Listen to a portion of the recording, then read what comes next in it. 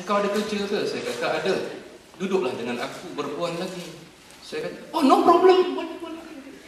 Maka orang tua diulanglah cerita yang sama sampai 5-6 kali. Setiap kali cerita saya kena, iya. Saya nak menunjukkan bahawa kami dalam kapal itu mempunyai hubungan yang manis dengan semua orang, termasuk dengan padri. Kerana ini adalah akhlak yang ditunjukkan oleh Islam. Sebenarnya begitu sebenarnya.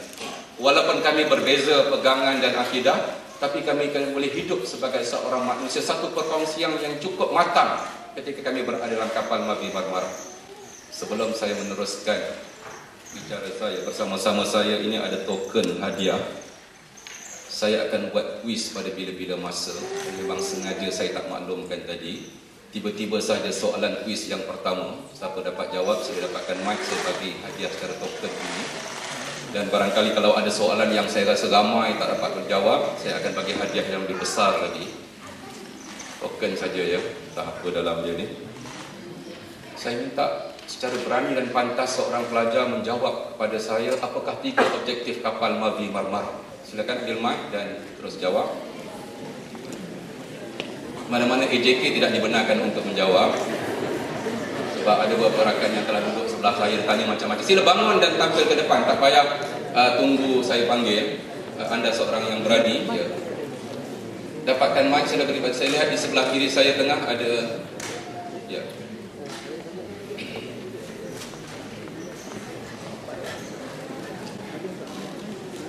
Untuk menjawab soalan kuis, nota yang anda pegang tu sembunyi-sembunyikanlah sikit.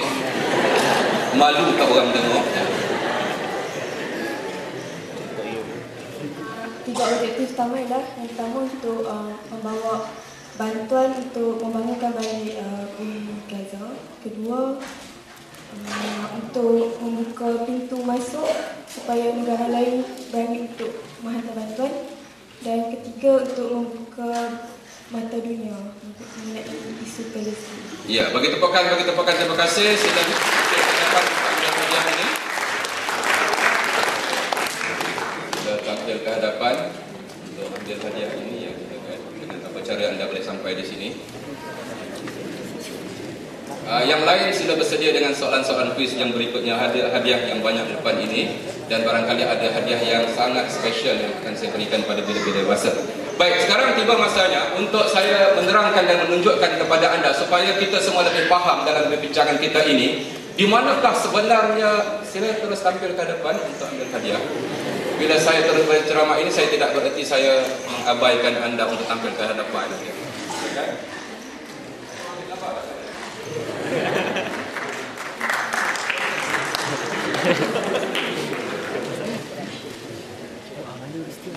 Baik, saya ingin menunjukkan kepada anda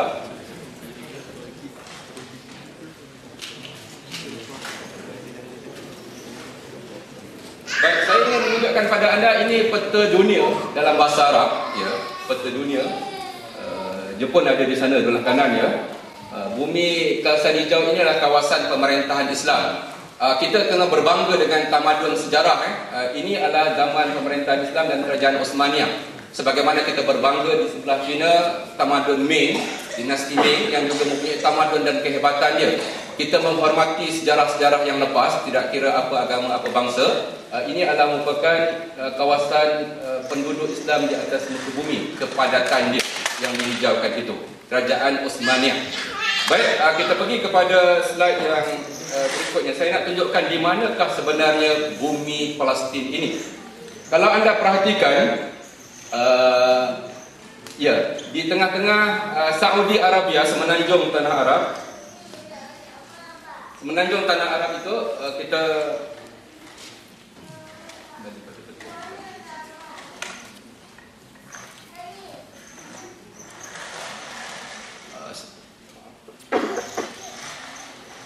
ya, ini peta yang saya lebih fokus tadi. Saudi Arabia, semenanjung tanah Arab, di selatannya Yaman, Oman, di tengah Saudi, dan di tengah-tengah semenanjung ini terletaknya Masjidil Haram Mekah. Okey, kalau kita boleh tunjukkan di situ Mekah, dan di atasnya kita lihat ada Jordan. Yang sekarang kita sedang fokuskan ini ialah bumi Palestin. Ini adalah peta bumi Palestin. Di sebelah kirinya ialah Egypt, Mesir. Di sebelah tenggaranya Jordan. Atas daripada Jordan, Syria dan paling utara Lebanon. Berarti negara Syria ini negara Palestin ini disempadani dengan 4 negara. Mesir, Jordan, Syria dan Lebanon. Di manakah terletaknya Masjid Al-Aqsa pula? Tadi kita melihat Masjid Al-Aqsa di semenanjung Tanah Arab, dan Masjid Al-Aqsa, Masjidil Haram, Kaabah di semenanjung Tanah Arab, Mekah. Yang Masjid Al-Aqsa berada di tengah-tengah. Kalau anda dapat perhatian di situ Jerusalem, di atas sedikit, bawah sikit daripada Jericho itu adalah merupakan bumi Masjid Al-Aqsa. Baik, apabila anda dah lihat peta ini, anda akan mula faham bahawa sebenarnya Palestin ini mempunyai jiran yang banyak. Dia ada 22 negara Arab yang mengelilingi bumi Palestin. 22 negara Arab. Tapi yang immediate jirannya ada 4. Okey, kita lihat immediate jirannya ada 4. Okey, sekarang saya nak pergi kepada peta yang berikutnya.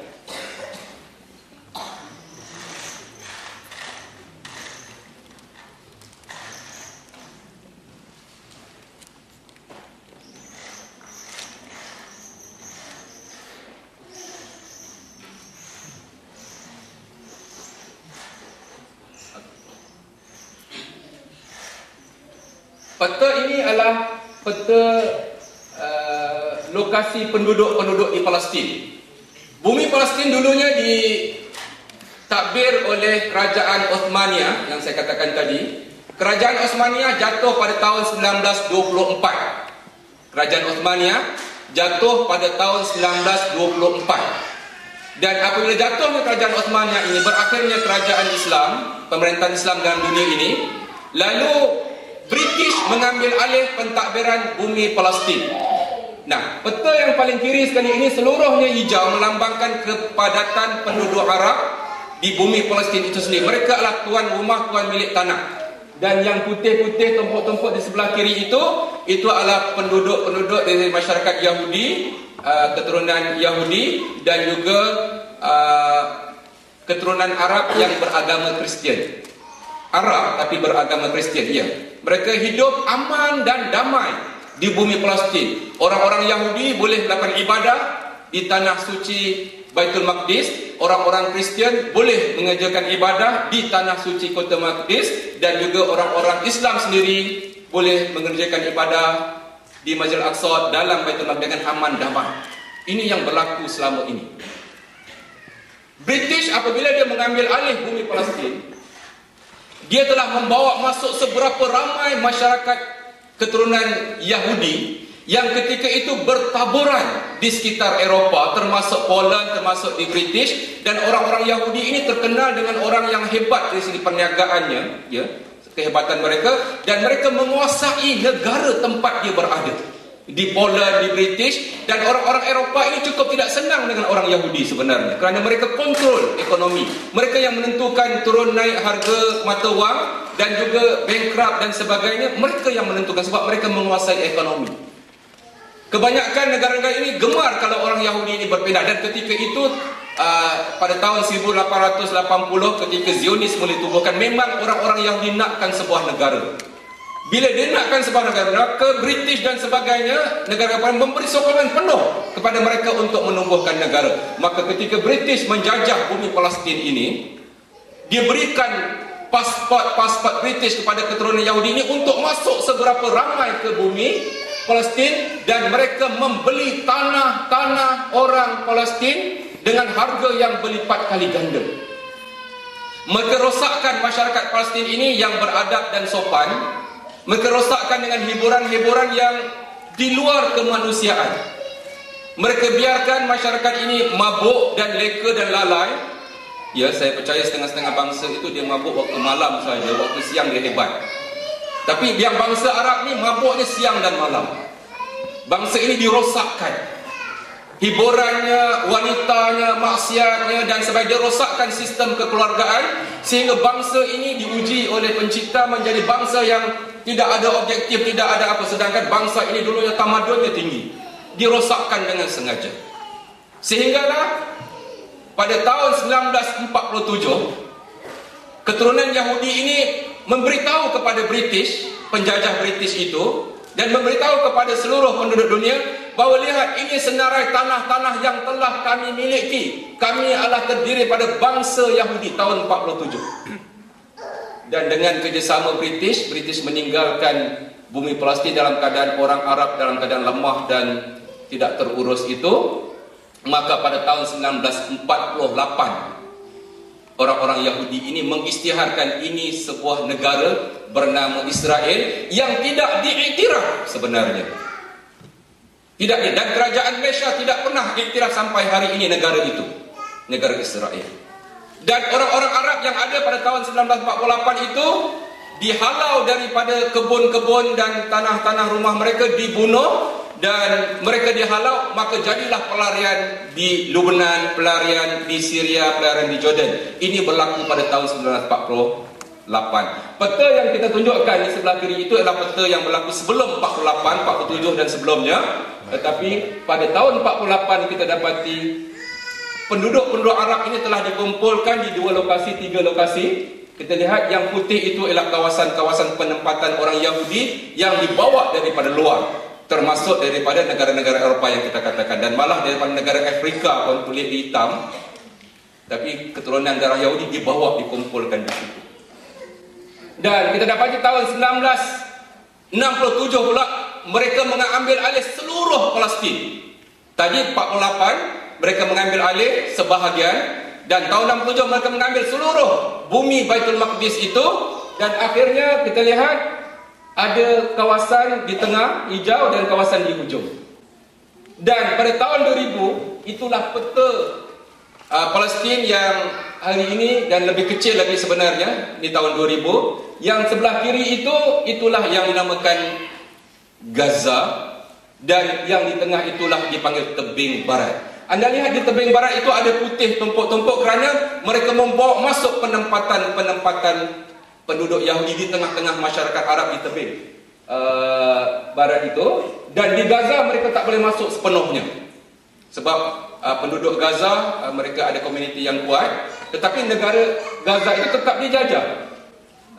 Jadi sekarang ini bila kita bercakap pasal isu Palestin, ada 2 kawasan yang terputus, bumi Gaza dan juga tebing barat. Kedua-duanya ini berada dalam bumi Palestin yang sedang dijajah oleh orang-orang Israel. Sebab tu bila anda bercakap dengan West Bank, itulah tebing barat, dan Gaza.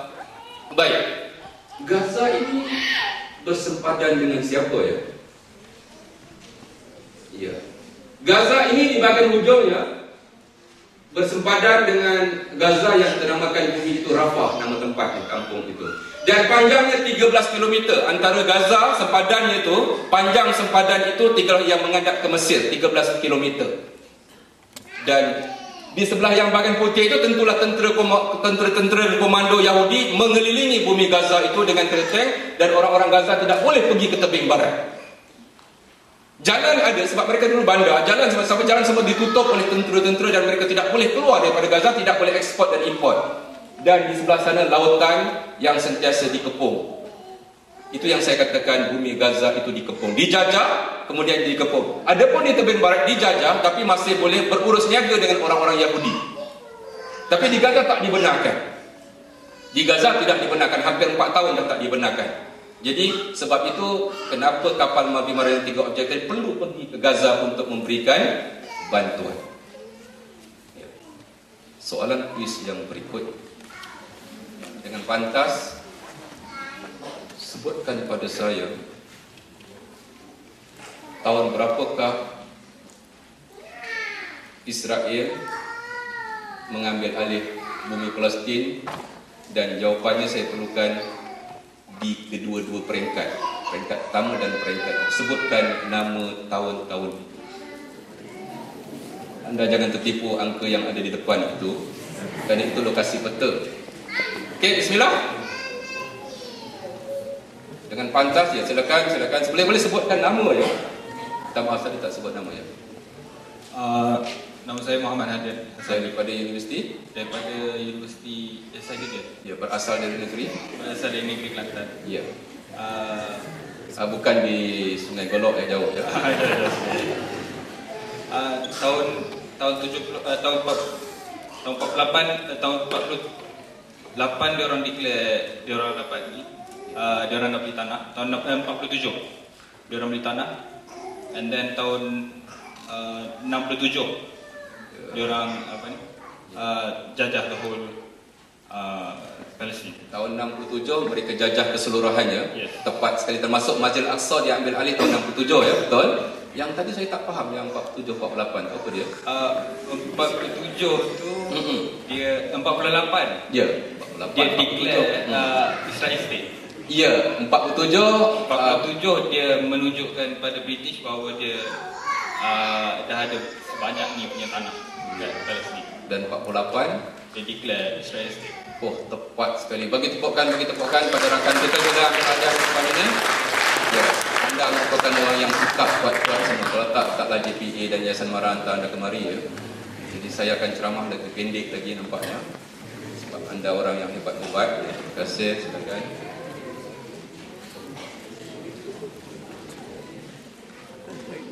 Baik, tadi kita dah melihat peta, saya nak tunjuk contoh tebing barat ya. Tebing barat ini walaupun dia telah dipecah-pecahkan sesama dia, jahatnya manusia yang bernama Yahudi yang tidak pernah berlaku dalam sejarah manusia. Mereka mengepung antara orang Arab dengan orang Arab di tebing barat ini. Mereka mengepung dan mereka membina sebuah tembok yang cukup biasa yang kita akan tunjukkan nanti. Antara orang Arab dengan orang Arab dibina satu tembok yang mengurung sehingga mereka tidak boleh berinteraksi antara satu kampung Arab dengan satu kampung Arab. Diikuti pula antara satu kampung Arab dengan kampung penduduk orang Yahudi. Sesama Arab dipisahkan dan keseluruhan Arab dengan Yahudi dibina pula tembok yang memisahkan. Kalau kita lihat tembok-tembok tersebut ya, kita lihat yang ini seorang ibu sedang melihat sebuah tembok yang sedang dibina dan seterusnya kalau kita lihat ini juga tengah under construction.